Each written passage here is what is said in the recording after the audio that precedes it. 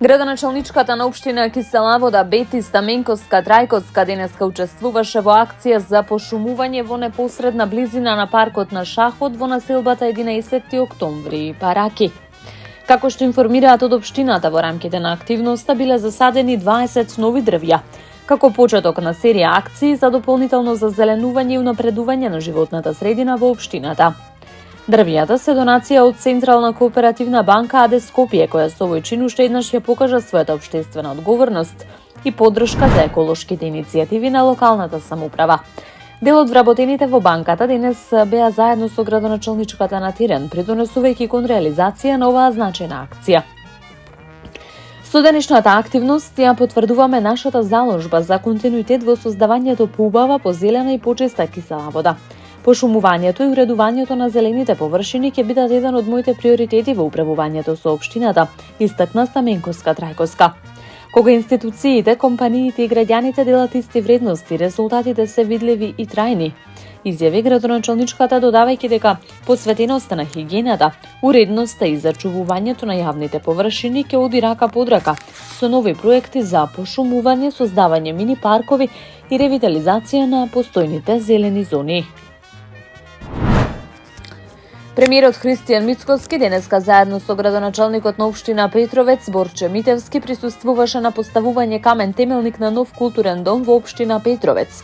Објектот со површина од 385 метри квадратни ќе се гради со средства во висина од 29,5 милиони динари, обезбедени преку владата од унгарскиот кредит.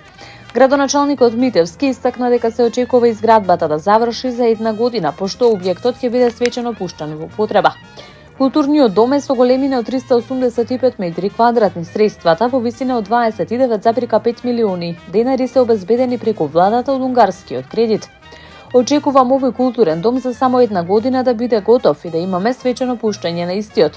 Ја користам оваа прилика да се заблагодарам на премиерот Мицкоски за средствата што ги вложува не само во општина Петровец, туку и во сите општини на Македонија за вакви капитални проекти, рече Митевски. Изборите завршија, време е да продолжиме со реализација на проектите. Тоа што сме го ветили, сме земеле обврска пред граѓаните да го реализираме. Му честитам на градоначалникот на вистина посветено работи, што впрочем го покажува изминативе години.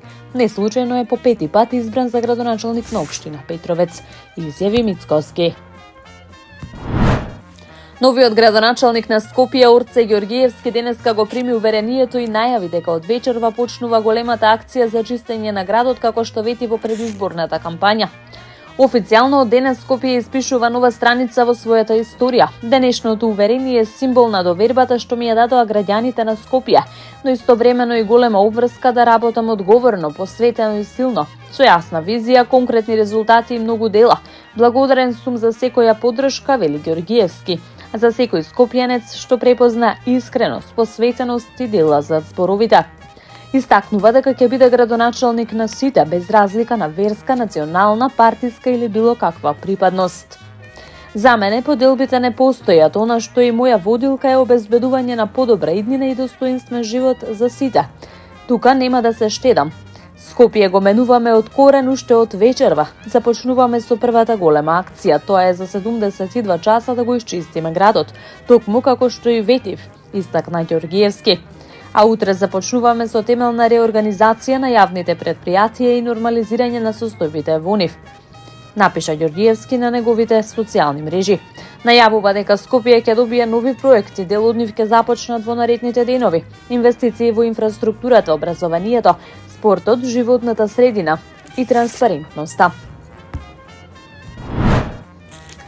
Се реализира уште едно децениско барање на жителите на општина Бутел, сподели на социјалните мрежи градоначалникот на Бутел Дарко Костовски. Костовски изврши увид во градежните работи на улицата Боро Кралевски, која во рекордно брзо време се завршува, како што информираат од локалната самоуправа. Улицата е со површина од 4000 квадратни метри и должина од 568 метри. Повеќе од 40 години оваа сообраќајница никој не ја реконструирал. Во изминатиот период ги реконструиравме и улиците Симче Настевски, Киро Димишков и Скоевска. Ова се практично главните сообраќајници во населба Радишани. Граѓаните се оние кои ни ја дадоа довербата. Работам во нивен интерес, порача Костовски од терен.